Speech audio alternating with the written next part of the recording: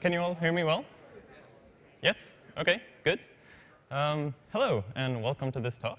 Thank you all for joining me here.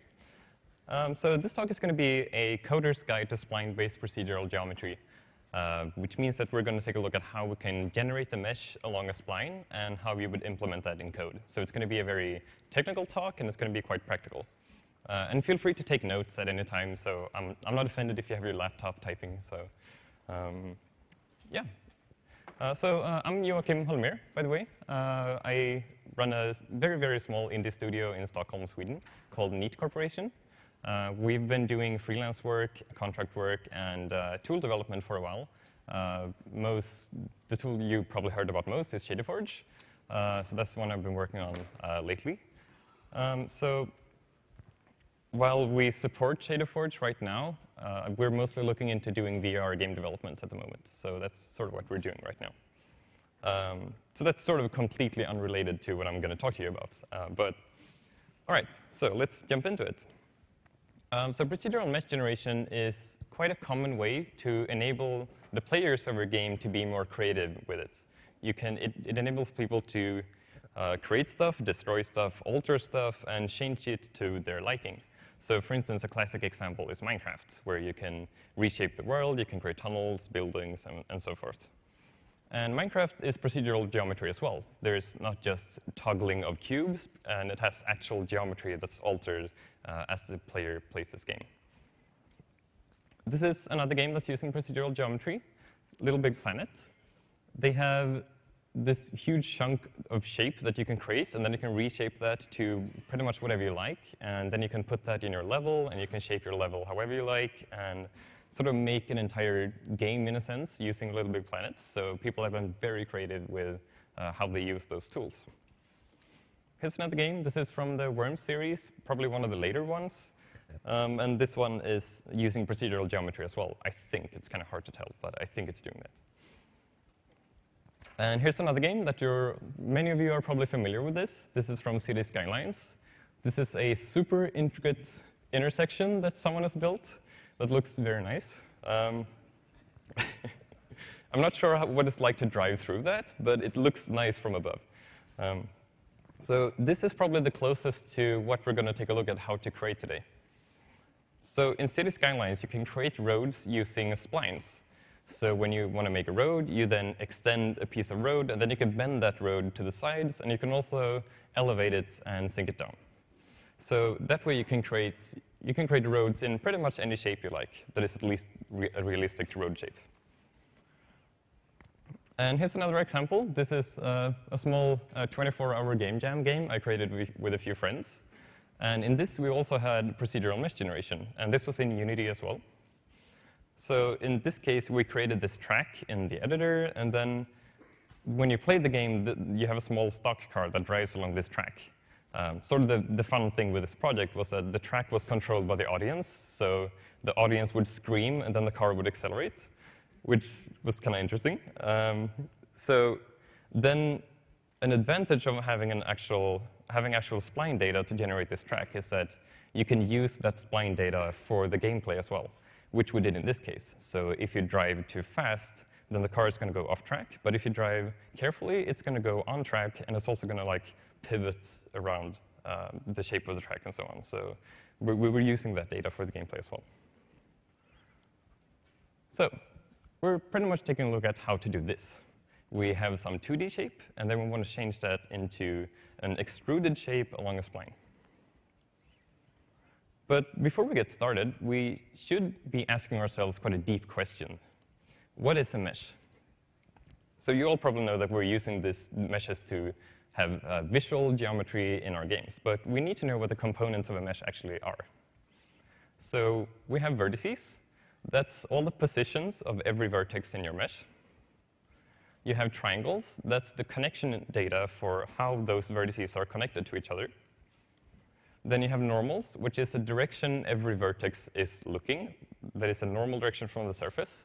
So if you imagine a surface here, the normal is always pointing out from that surface. Then you have UVs. So UVs are 2D coordinates on your 3D objects. And then you have vertex colors, which is a color that you can assign to every vertex in the mesh. And you also have tangents. So if this is a surface, this is a normal, but this is a tangent. So it's sort of lying down flat on the surface. All right, and then there's other. There are quite a few other things in a mesh as well. You have bind poses, you have skin weights, and so on. So that's all, most of it is related to animation and skinning. But we're not going to take a look at that. So here's a very simple mesh. This is a quad. So you have two triangles in this one. So we're going to take a look at how we just create that in code.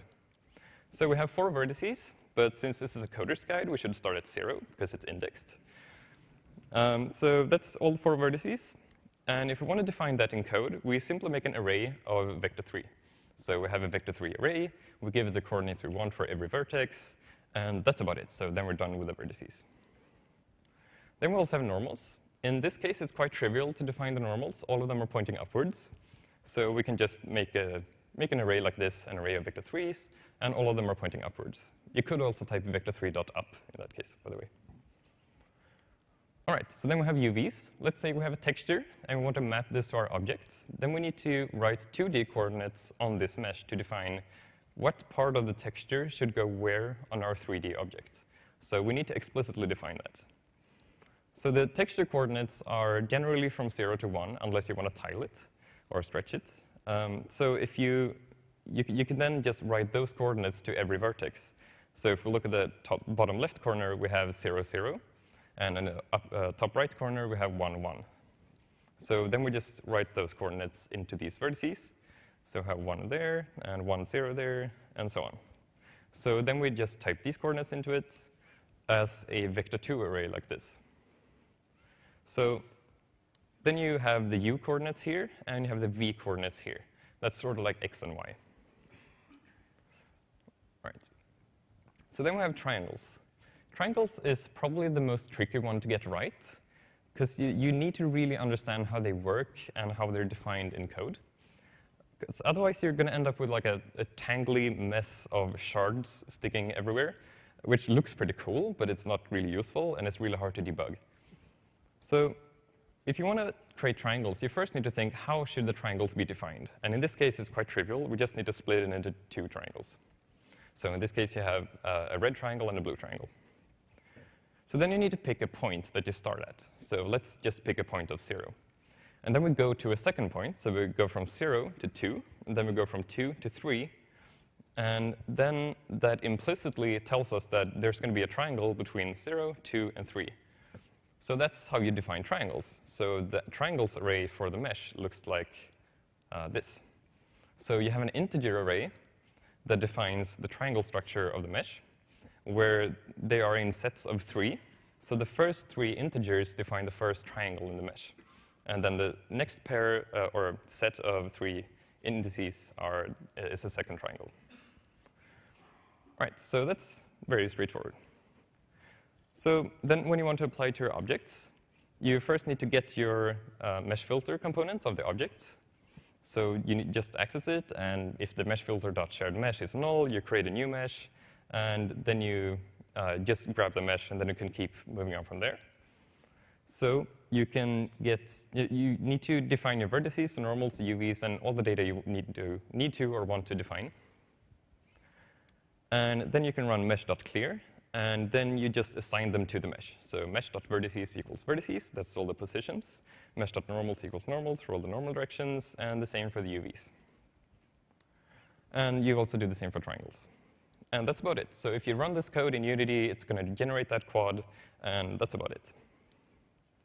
I would also say that this depends on how you want to structure your game, but in general, so try to make sure that each object has their own unique mesh. So if you do get component meshFilter.sharedMesh, you can assign it a new mesh. But if you just read from the existing mesh, there's a risk that you're altering the original, which may affect other objects. So if you have a piece of mesh you're generating, and then you duplicate that object, they're both going to refer to the same mesh. So then you're going to edit just one asset. So you often want to make sure that you have unique meshes. And there's a bit of a shortcut you can do. I wrote a little script for this. So you can inherit from this class in order to make things a bit more straightforward. So this is, I'm just calling it unique mesh. So if you extend from this on your mono behavior, you can then just type mesh, and you will access that mesh, and it will ensure that it's unique, and it will ensure that it's unique even if you duplicate the object in the editor. So if the owner of the mesh changes, it creates a new mesh, and you can keep altering that. Yeah, but I'm not going to go into the details of this one. So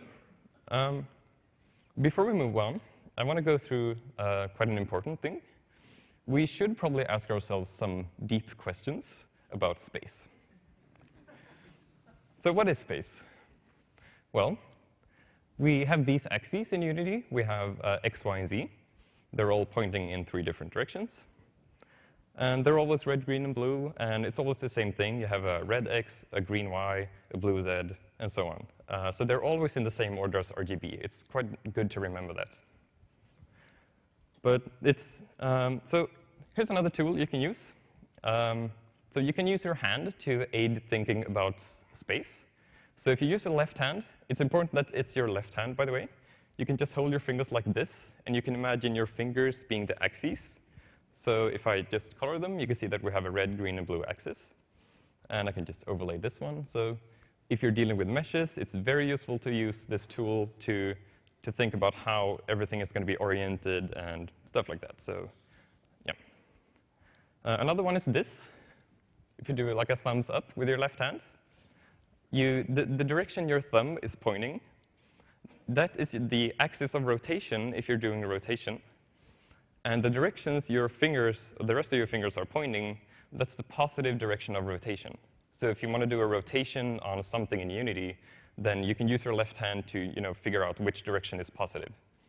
So these are very handy tools, I would say. Sorry for that. But there are this is not applicable for everything. Like if you try to use this in Maya, you will probably be very confused. So this is because Unity's coordinate system is left-handed, where y is up. Like this is not the same everywhere. You can have 4 different sets of coordinate system. At least these are the common ones. And it's not the same across applications. So you have Unity is left-handed with y up, but Unreal is left-handed with z up. And Source and CryEngine is right-handed with z up. Then you have Maya, which is right-handed y up. ZBrush is left-handed y up. Max is right-handed z up. Blender is the same. And then you have DirectX, which defaults to y up left-handed, and OpenGL defaults to right-handed y up. So this is a bit of a mess. But we can deal with that. In any case, let's do a mini quiz. So how many triangles does this cube have? I'll give you a few seconds to think of that.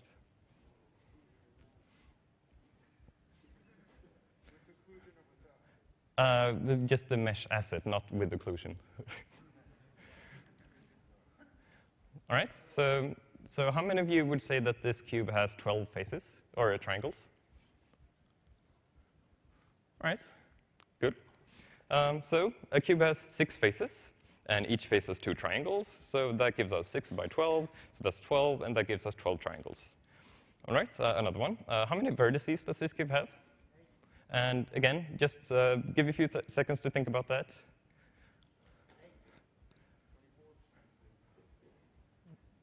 All right, raise your hand if you would say that this has 8. All right, and raise your hand if you would say 24. OK, good. So you're both right in your own way, but those of you who said 24 are a bit more right. So you can think of it like this. You have 4 vertices at the top. You have 4 vertices at the bottom. So then that should give us 8 vertices in total, right?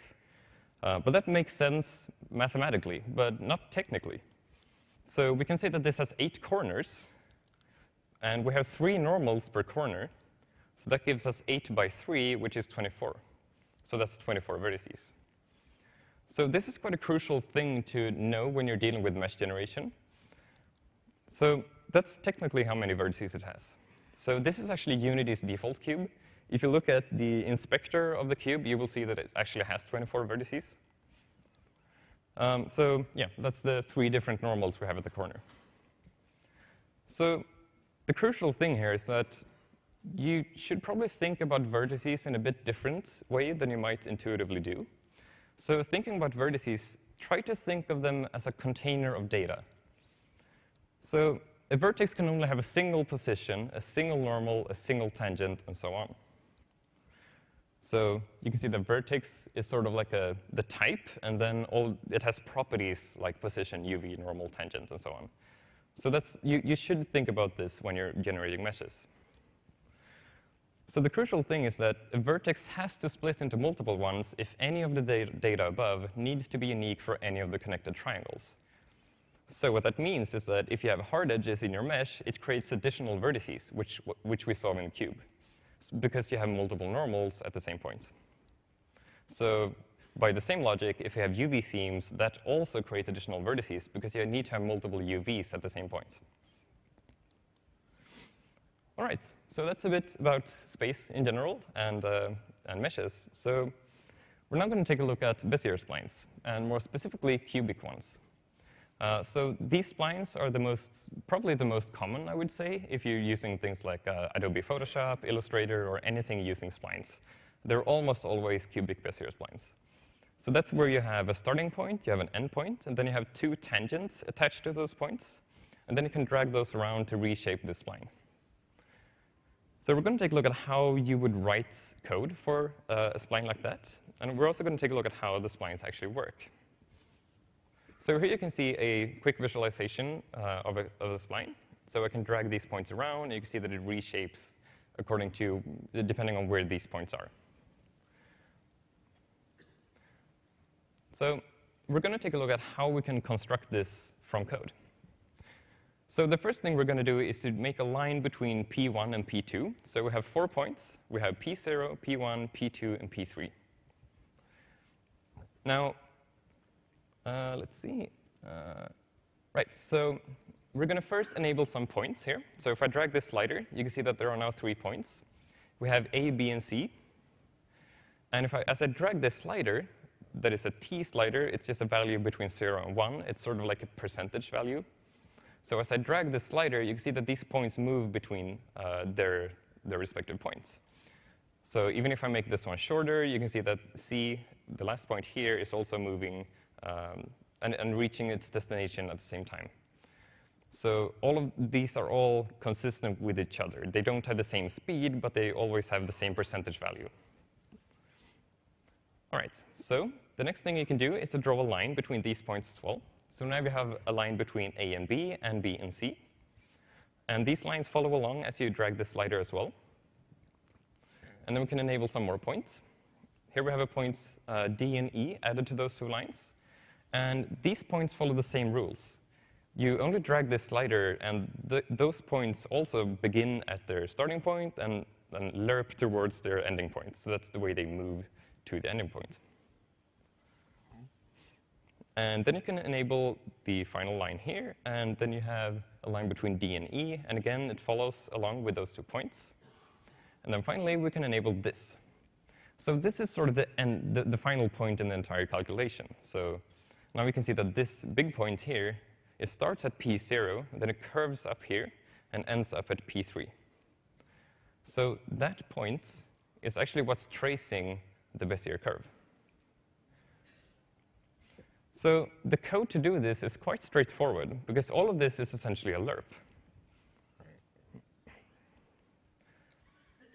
So just to get a point in the spline, we make a function called getPoint, and we pass it along a points array, which is the 4 points we had in the cubic Bézier curve, which is P0, P1, P2, P3. And then a percentage value for where we want to get the point, so between 0 and 1. So we first get A. That's a lerp between P0 and P1 based on the T value. The same for B, but it's between P1 and P2. Same for C, but with P2 and P3. And then we do the same, but with A, B, and C. So we'll lerp between A and B, and we'll lerp between B and C, and then we'll lerp between D and E. So it's just a bunch of lerps to do this. All right, so that's pretty straightforward. But we should be asking ourselves at this point, because we're doing something that we want to do for every point along the way when we're generating a mesh. So this is going to be quite performance heavy. So can we optimize this? So before we start trying to optimize this, we should probably ask ourselves some deep questions about what is a Lerp? Well, you have A, B, and T. That's a starting value, an end value, and a percentage. If T equals 0, we should return A. If T equals 1, we should return B.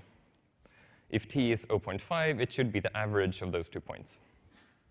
So this is essentially a weighted sum. So the code for a Lerp is very straightforward. You do 1 minus T multiplied by A, and then you add T multiplied by B. And that's it. So that's how you write a Lerp mathematically.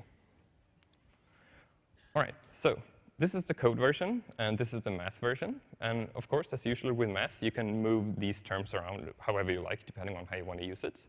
We're mostly going to use the second one here. All right, so the code version and the math version. So here we have the everything you need to do to calculate the cubic Bézier curve in math. So now we just need to simplify this. All right, so we just move all of these terms away, and then we just insert all of them into one huge equation like this, and then, whoops, like this. So this is a very pretty equation. So then, of course, you should probably expand this, so you get this instead. And at this point, you can probably see that you can start isolating some of these terms. So if you do that, you end up getting this. And this looks quite clean. Like you have P0, P1, P2, and P3 entirely separate, and then they are all multiplied by an equation, and then you add all of those together. And it turns out if you plot this on a graph, you can simplify them, by the way, to this. Looks a bit cleaner. So if you plot these to a graph, you get this. And these are the point basis functions for every point in this Bézier curve. And it turns out some mathematician did this years ago, so this is not new, unfortunately. I wish it was. But yeah, so these are apparently called the Bernstein polynomial functions, I believe. But this is just 4 of those, so there are plenty of them. So this is specifically for the cubic Bézier curve. All right, and that's all fine. So this would be a more optimized version of getPoint. You can probably optimize this further, by the way, but this is just how far I wanted to go for this talk. All right. So you might also want to get this. So this is the tangent of the curve. And the tangent of the curve is the direction it's going for some point in the curve. So if we go back to this one, you can see that we pretty much already have the tangent. The tangent is between D and E. So, and if I move this slider, the D and E line is always tangent to the point. So if we want to get the tangent, we can simply do E minus D and then normalize that. But again, since we started optimizing it earlier, we can do the same thing here. So if we look at the math for E minus D, we get this. And then we can expand that as well. And then we end up with this. And again, you have the points multiplied by some equation, and it's rather clean. And we can also plot that on a graph as well. And I haven't seen these before, so I was quite happy when I saw these. But all right, so that's sort of the tangent basis functions rather than the points. So then we can do the same thing here for the tangent. We use these functions instead of just doing a bunch of lerps and then normalizing it. So yeah, that's just the code for that. All right, so we have the tangent, but that's only one direction. We have the z direction of a point. But there are 2 other directions we might want to take a look at, and one of them is the normal. So how do we get the normal from the tangent? Or in general, how do we get the normal with this data? So a getNormal function is a bit more complex. If you do a 2D game, like a Little Big Planet, where you have 3D geometry but 2D gameplay, it's quite straightforward. So if you do that, you can simply do getTangent, which is the function we looked at earlier. And then you rotate it by 90 degrees. And then that's it. So in that case, it's very straightforward how do you get the normal. But the 3D case is much more complex. So with the 3D version, you need to have a reference vector. So the problem here, I'm going to use my handy tool again. So if you have the gizmo here for all of the different directions, and this is the tangent, and this one is moving along the curve, the problem is that this direction can be different even though the tangent is the same. So we can rotate it like this with the tangent being the same. So which should it be? Should the normal point this way or down, or how do we want to orient this? So the way you generally do that is you have a reference vector for what is the up direction. So this is likely what city skylines did, because in skylines, the cars are always driving on top of the roads, and you can't have like inverted roads or anything. So even if you have a slope like this, if it's moving forward and then it's going up for a slope, if you have a reference vector, you use the up vector in general. So if you have the up vector, you do the cross product between the tangent and the up vector. So that's between this one and the up vector. And then you get the binormal, which is pointing towards you. So that's my thumb. And then you do the cross product between the binormal and the tangent, and then you get the normal. So yeah, so that's how you would get the normal in 3D. And the code for that looks like this. All right, so it's a bit more complex, but it's quite straightforward once you know the math behind it. All right, so that also led us to the binormal. So now we have x, y, and z. But we might also want to represent this as a quaternion rather than 3 different directions. And that's also super straightforward. So we can make a function called getOrientation. So we get orientation 2D would be like this. We have a tangent, and then we get the normal. And then we do a quaternion.look rotation with a tangent and a normal. And it's actually the same for the 3D. So you just do a look rotation, and it's done. All right, so now we sort of talked about the basics of how you make a spline and the basics of how meshes work. So now we're going to take a look at how to generate the actual geometry in the spline. So we should probably first take a look at the 2D shape. So if you look here, the small shapes between or next to these splines, that's a shape we want to extrude along the path. So let's say we want to extrude this one. This is sort of like a skateboard ramp. It has a very shallow skateboard ramp with a flat top. So we want to extrude it in this direction. So then we need to look at the 2D shape. And we need to define that in code as well. So we need to then analyze how it looks and how all the different parts of the geometry works together. So you have a soft edge here, and you have a soft edge here, then you have a hard edge here, and then you have a soft edge, or not really an edge, but yeah, and so on. So you have a vertex here, that's vertex 0. You have 1 and 2 here, because again, it's a hard edge. You have 2 normals, so you need to have 2 points. So you have 0, 1 and 2, and then 3, 4, and 5. So that's the 6 points in this shape. So that would be our vertices. And in this case, since it's a 2D shape, we just do a vector 2 array of vertices. And then we make a vector 2 array of normals, since we have 2D normals, in this case, too. And then we have u's. Since we're not really UV mapping this, we need a U array for just the U coordinate. So I'm calling it u's. Kind of a bad name, but it's sort of descriptive. And then we have lines instead of triangles. So we make a new integer array. And this time, it's going to be in pairs rather than 3 in every part. So we have 0 and 1 for a line between 0 and 1. We have a line between 2 and 3, and a line between 3 and 4 and 5. So this is sort of like a 2D version of a mesh. All right, so then we want to extrude it along a spline. So we get a result sort of like this. So this is our extrude shape, or our 2D shape. And then we have a cubic Bézier 3D. That's just the name of the class I used. And so the next step you're going to want to do is to convert your cubic Bézier 3D into a set of oriented points. So that's a location and an orientation, sort of like transforms, but it's a separate class. So you can then use those oriented points and the extrude shape to generate the final mesh.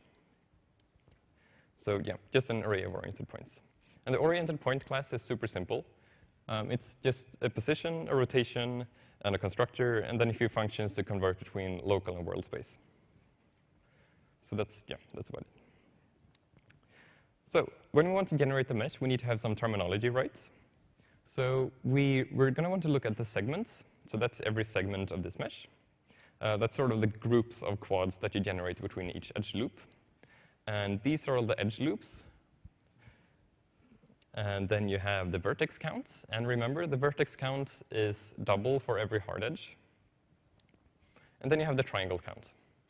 So we need to define all of this in code.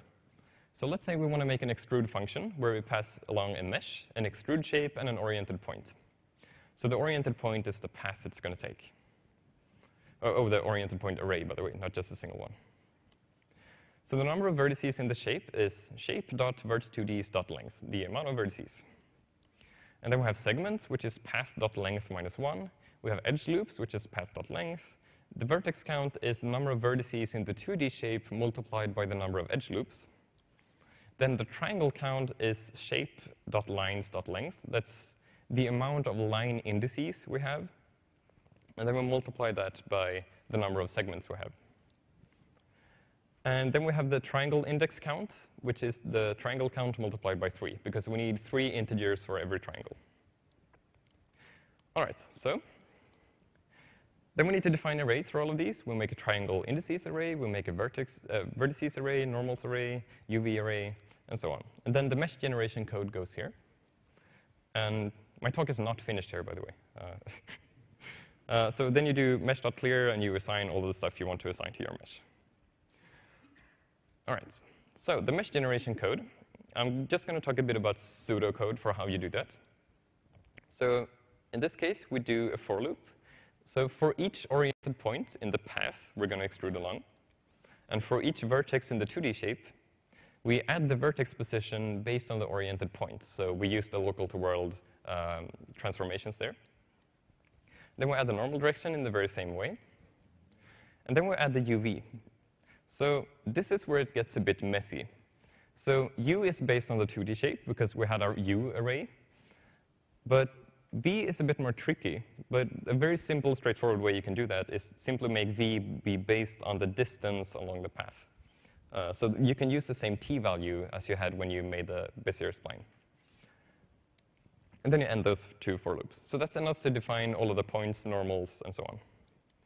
And then to define the triangles, you make another for loop. So you do for each segment and for each line in the 2D shape. So the line is just the line connections in the 2D shape. You add 2 triangles with vertex indices based on the line indices, and then you end those 2 loops. And that's it. That's the code you need to generate a mesh. So the actual code looks like this. So this is not the pseudocode. This is the code that's running and actually works. But yeah, if you want this, it's going to be on YouTube later. All right, so that's actually enough to generate this. So you can generate something like this, where you have a 2D shape, and you extrude it along a spline, and then you get this. However, there is a problem here. If you look closely, you might see that one of them is actually kind of stretched. So if we place 3 of these, you can easily see the problem here. So the one in the top right is very stretched compared to the one in the bottom left. That's simply because we base the texture coordinate values based on how far it has come along the spline in the sense of the T value. So we have 0, 0.5, and 1 as UV coordinates here, or V coordinates. And the same goes for the other ones. So we're going to get stretching. So this is caused by incorrect V coordinates. And we need to compensate by the length of this spline. So then we can simply multiply the V coordinate by the length of it. So then we end up with this, which is also incorrect. So you can see that now they're very tightly packed. But they're at least consistent among each other. They have the same tight packing. So what we need to do next is to look at the U-span. I'm not entirely sure what to call it, but U-span is probably the most descriptive. So the U-span is sort of the same thing as the total length of the lines you have in the 2D shape. It could be different, so it depends on how the mesh is viewed, I guess. Yeah, so if you then divide by the U-span, you end up with this. So now they're all consistent. It looks nice, and they have the same spacing, even though they have a different length. But that's actually not quite enough either. So here's another problem that you tend to bump into with Bézier curves, especially if you're dealing with animation along Bézier curves. So if you look at this one, you can probably see that the texture stretching is it's a lot more stretched in the far right than it is in the bottom left. And that's simply because the stretching of this depends on the length of the tangent. So An important thing to note is that t is not the same thing as a percentage of distance along the spline. And this is crucial to have correct v-coordinates. Because t moves faster the longer the distance between the control points. So again, if we look at this one, if I make it really short between p2 and p3, and I drag this slider with a roughly uniform speed, I'm trying, and you can see that it moves a lot slower by the end. And if I enable curve spacing here, you can see that the distance between the points here, they're much shorter than they are here. And this is all based on the t value. So if I increment the t value by something like 0.1 for every step, the distance between those are going to be different. So we need to compensate for that in some way. So one way to do that is to create a lookup table containing the cumulative point distances. So the code for that would be something like this, where you calculate a length table information, where you pass it an array that is already set to the size you want it in. And then you pass along the cubic Bézier 3D class. And then what you do is that you loop through every point in the Bézier curve that you want to have. So you just sample the Bézier curve at some t value, then you keep incrementing it like that. And for every point you calculate the distance with, you increment it for every one. So it gets bigger and bigger. So that means that the final point has a value that is the same as a distance along the whole spline, where the first one is just 0. And after you created this lookup table, you should then sample the length array at t. And in order to sample an array of floats, we need to make a sample extension method for float. So the problem here is that we have an array, so we have a bunch of elements here, and they all have a bunch of float values. It's 2, 1.5, 0, 1, 0.5, for instance. And then we have the t values here. So the t value is a percentage for how far along this array we want to be. And then we can just plot these points here. So that's every point in the array for the float value it has. And let's say we want to get the value where t is 0.65. So that's between 2 points, right here. So just a simple way of doing that is to blend between the points. So you blend between the nearest neighbors, and then you get the value there. And you can probably use like bicubic interpolation here if you like, but I'm not doing this for this demo. All right, so you get that point, that is. So the extension method looks like this. So it's a float array extension method where you can just, if you have a float array, you can just type dot sample, and then you can just input the t value you want to have.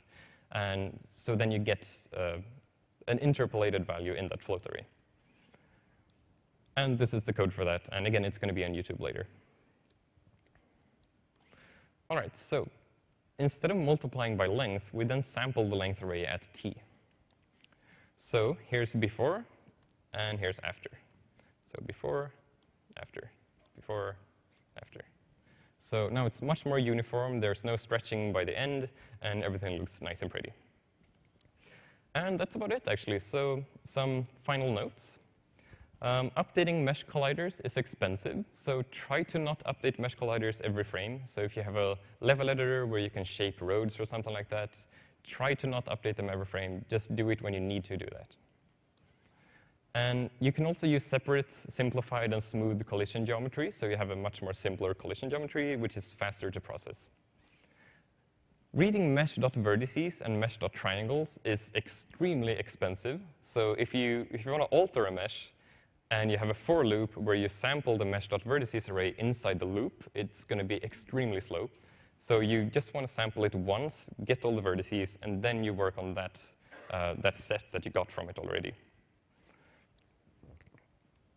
So this whole thing, or the whole spline generation thing, can be quite easily modified to be used as a deformer rather than a mesh generator.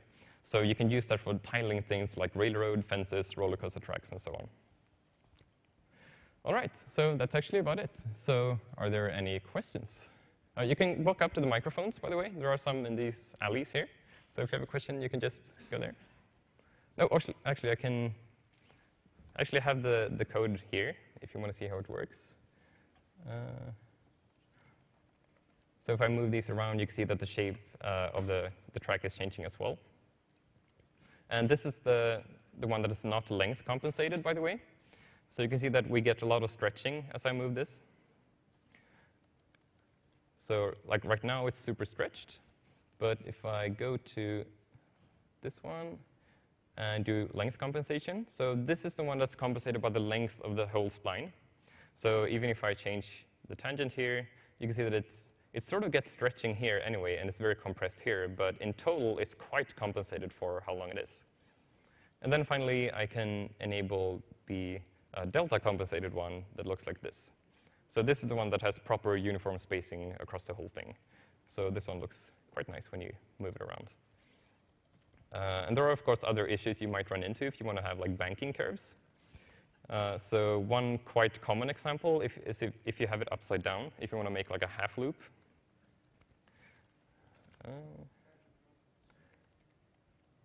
But yeah, you can also make compensation code to fix those problems that you tend to run into if you do that. All right, so question. So here you're using the curve with the center of the mesh geometry, but in the demo you did before, you did it on the edge. The curve was on the edge of the geometry. Yeah. What are the differences? Is there a benefit to one or the other? Not really. It just depends on how you want to shape the final mesh that you want to achieve. Like if you're doing, like the pivots of the 2D shape can be anywhere. It doesn't really matter. So the code that we've gone through just works for pretty much any 2D shape.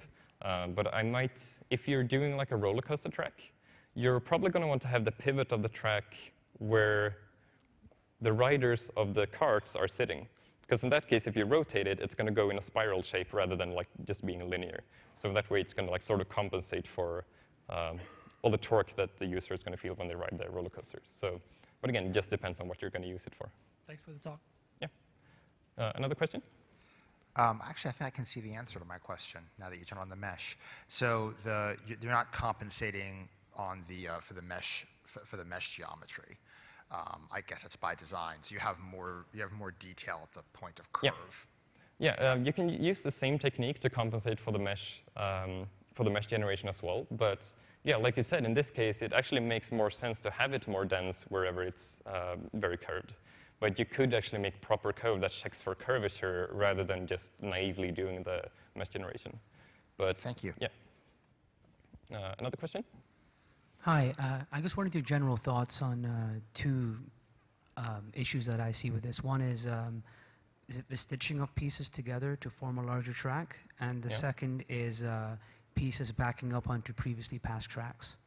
What was the second part? Like, let's say if you turn back around on the track and you intersect a previous piece.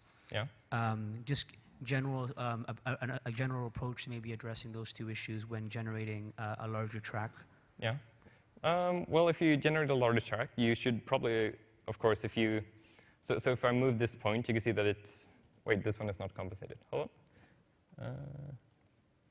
There we go. So the UV coordinates for the final point here is actually moving and changing. I presume that you mean that if you want to tile an entire track, you should then make sure that this UV coordinate is consistent. So in that case, the way you do that is that you pass the information from this curve to the next spline and tells it to start at this UV offset. So you keep passing along UV offsets along the track. But of course, it's somewhat impossible to make it tile perfectly around an entire track. So what you can also do is that if you have a piece like this, you might want to round the UV coordinates a bit so that you squash the entire textures to make sure that it tiles at the start point and the end point. So that way, it's going to tile completely around the whole track. The problem with that is that you're going to get like tiny stretching here and there, and it's going to be either stretched or compressed because it's going to like approximate the proper stretching. Yeah, did that answer your question? Yes, thanks. And also pieces going back and intersecting other pieces. Let's say we just let the user just create whatever they want, or if it gets procedurally generated using something that's random. Yeah. What kind of strategies would you suggest in terms of preventing track from, like hitting other pieces of track? Yeah. Yeah. I'm actually not sure. I guess it depends on the game and how complex the shape is. I guess you could raycast along the entire spline and then just see if it hits another road. Or you could have some sort of like bounding box or voxel-based method where you try to see where all the other tracks are placed and whether or not it's intersecting one of those. Thank you. Yeah. Another question? So we actually have a game called Cosmonauts, which is based on this kind of thing. It's not Bézier curves, it's just a spline. So the two biggest problems that we ran into were performance in generating the actual mesh, so like the time it takes to copy the vertex data to the GPU and trying to spread that load out over multiple frames as opposed to just a single frame, and LODs in general. And when I've talked to people about LODs, they're like, yeah, long skinny objects are tough for LODs. And I just wondered if you had any thoughts on like A, just doing this stuff in real time and performance concerns, and B, how you would LOD something like this. Well, doing LODs is quite straightforward. I guess you could just compensate for the length of the curve. Well, but just like assuming that it's a very, very long, you know, like you're going to have a piece of it way out in the distance and a piece of it up close. Yeah. So we ended up breaking it up into lots of little chunks. Oh, like a dynamic LOD on one spline? Exactly, yeah. I would not have it be one spline in that case. Right. Like just try to work around that problem because it's going to be quite tricky to make it LOD on a single spline. I'm not entirely sure how you would do that properly. Yeah, it seems hard. Yeah. What was the other question? Just the other question was like sort of how to spread out the load. You know, there's a single blocking call to say copy the array to the geometry. So copy the geometry array, and like if you had any advice about like good ways to partition the spline into smaller objects, or like if you can update like half of the mesh at a time or something like that. Yeah, you could definitely update half of the mesh along the way. I guess the most important part, at least if you have meshes with a consistent vertex count, is to just cache the vertex array, like never accessing mesh.vertices, because that's, again, it's super expensive. So if you would have all of the data of the mesh on the C# side, you can then just apply it to the mesh. So that's much faster than having to reread them every frame. Okay. So I guess that would be my advice. Thanks. Yeah, no problem. Yes? Yeah, about your final notes, you said, I agree that doing mesh-based collision, mesh-based collider would be expensive. Yeah. I was trying to work on a better way to handle that. And when you said separating, can you give an example? Like, what do you mean by that? Like separating the collider so it can be efficient? So basically, what I mean by that is that if we go somewhere here, here. So basically, if you want to make a mesh collider for this one, you could, in theory, just have a 2D shape for that as well, but you remove this vertex, and you remove this vertex, and then you keep this one, and this one, and this one, and you merge this one so that it's no longer a hard edge. So then you have a simplified geometry for that shape. And then you use the very same code you use for extruding the visual shape. You extrude the collider as well, and then you assign that separately. And you can also have the extruded one for the collider be less detailed than the one for the visuals as well. But again, it of course depends on the game and so on. But if you have a game like City Skylines, you don't really need accurate collision, because I'm guessing the cars are not physically simulated. They're rather animated along a track. So if you have City Skylines, the collider is most likely only going to be used for like cursor interaction and checking collision between roads when you're placing them. So that can be quite much simpler than the collision mesh you would have for like a racing game, for instance. Okay, all right, thanks. Yeah, no problem. Hi. First of all, I want to thank you for this wonderful talk and for Shader Forge. It's awesome. Yeah, thanks. And my question is basically on behalf of those who might struggle with math. For example, it might be a while since school days and it might be rusty. So what's going to be your personal recommendation on how to refresh it, or maybe learn it for those? How to what? How to learn the math, because like you show a couple of stuff like, yes, like we're going to just rotate this vector for 90 degrees, just swiping the chords and change the sign. Yeah. Basically, you need to know that which matrix should apply. So for those who find it not clear, what would you recommend as a learning material? Maybe books, links, courses. What would you recommend for someone who wants to learn this math? I'm not entirely sure I understand the question. Mathematics. I'm sorry, I'm not native speaker. Oh, the math what? What resources would you suggest to learn all the required mathematics for like what math do you need to know to make games in general, or no, just for this one. Just for this one. Yes. Oh, books. Oh, I would recommend not reading any books. That sounds like an awful suggestion. I would rather recommend just making things. like try to do vector stuff in general. Like come up with small experiments, see if you can figure out how like let's say you wanted to have a system where an object falls and it hits the ground, and you want to make that the sound is louder if it hits a surface like this rather than this. So that's a classic way that you can like try to think of how the dot product works, for instance. Like you don't really need that much math. You need to understand vectors, you need to understand dot product, cross product, and that's sort of about it if you're going to do like mostly for positioning and stuff like that. So that's, yeah, it's mostly that, I would say. Thank you. Yeah. Yes? Awesome. Yeah, thank you. This was absolutely one of the talks that I started as like must go to this talk in this conference. Okay. And you absolutely delivered the Thank you. the part in the Bézier and Lerp. Freaking mind blowing. Thank you. Cool. Thanks. So you mentioned how get vertices is expensive. So I guess when you generate procedurally, you would instead of giving them to Unity and getting back all the coordinates, you would save them as an array of vector 3s. I guess is that how? What other optimizations do you think that there are to kind of work with your coordinates after you've rendered them? Well, I would just, again, I would keep copies of all the data of the mesh on the C# side. So as long as you have, if you have your vector 3 array on the C# side, you can just edit that array and then reapply it to the mesh, rather than just reading it back from the mesh. So that, of course, gets a bit trickier if you're having a very dynamic mesh where you want to change the number of vertices all the time. But you could actually, in theory, you can have a mesh that has more vertices than you actually use with the triangles. So you can cache even more vertices in that mesh. But of course, there's some processing overhead for that as well. But if you have a max amount of vertices, you can then always keep that on the C# side. That would probably make things a lot faster. Beautiful. Thank you, man. Yeah, thank you. Yes? Hi. My question refers to your length lookup table. Yeah. And I was just curious, you were showing an example where you had 4 points in that array, and then you were sampling it in between 2 points. So Yeah. you were obviously, when you were following your Bézier curve, you were sampling at some point in between then.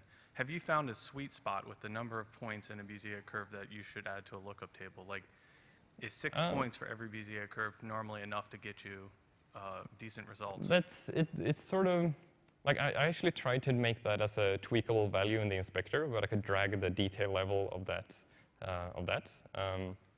And you can actually be quite low on it and still have it look nice. But like, if you sit there tweaking it, you're like, oh, but it looks so much better. I want to make it super high. But like, if you never need to go more accurate than the amount of oriented points you sample in the spline. Like, you never need to go above that. It doesn't matter. But you can keep it like quite low. I mean, you can probably do with half of it, and it looks just fine. Yeah. Yes? Hi there. My question goes around creating huge meshes. Yeah. Okay, with this technique. And when we import any asset, any 3D model into Unity, there's a number of optimization that they do. Things like if you go up over 65,000 vertices on your mesh, then they subdivide it and stuff like that. Do you have any ideas of what kind of optimizations that you need to do? Because the mesh object won't allow some things, but will allow other things when you create that programmatically. Well, one of the advantages you have with the procedural mesh is that you can set the quality level yourself. So I made a game earlier called Flowstorm where you could create like a 2D shape, but it was a 3D mesh, which was a spline that you could drive on. And in that case, I could, in the level editor, add restrictions that would disallow the user from making that very long. So I would either limit the user in that sense, or a more proper solution would be to just split the mesh up into multiple meshes. So I'm guessing it's quite straightforward to do that, especially if it's procedural. But there's not really any way around that limit. So you're going to have to do some solution like that where you just chop it up into multiple meshes. Yeah. Yes? Can you still use things like Bézier curves in a 4-dimensional representation of space? Yes. Oh. They're not limited to any any dimension. You can use it in any dimension. And the cubic Bézier curve that we looked at with all the lerps, you can see that we have a bunch of lines here. We can add another point to this Bézier curve, and we would just have one more layer of lerps that we can do. And again, the data that we're lerping between doesn't really matter. We can lerp between vector 4s. We can slurp between quaternions. You could lerp between colors and so on. So you can use Bézier curves for pretty much any data. The only thing you need is that the data needs to be, you need to be able to multiply it and add it, and that's it. Cool, thank you. Yeah. Yes. I have a question. Hello. I have a question about doing this on the fly. Is this fast enough to do it while you're riding down a racetrack and it'll computer generate in front of you? Yes, you can do that, but the problem is again collision. So I would recommend splitting up collision into smaller meshes.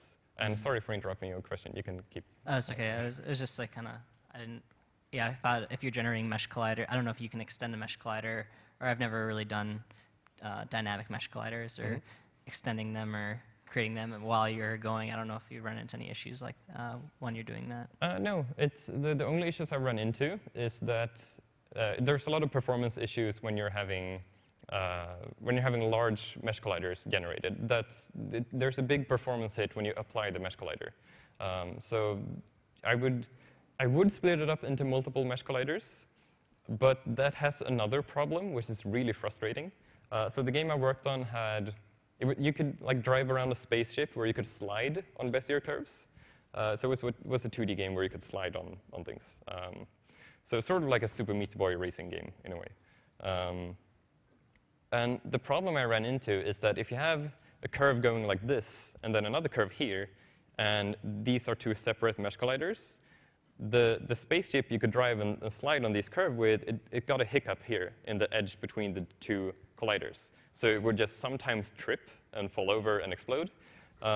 So I don't know if there's a good solution to that. The semi-solution I did was to make the mesh collider super simple, just like an extruded line, a single line that I extrude for the actual track that you drive on.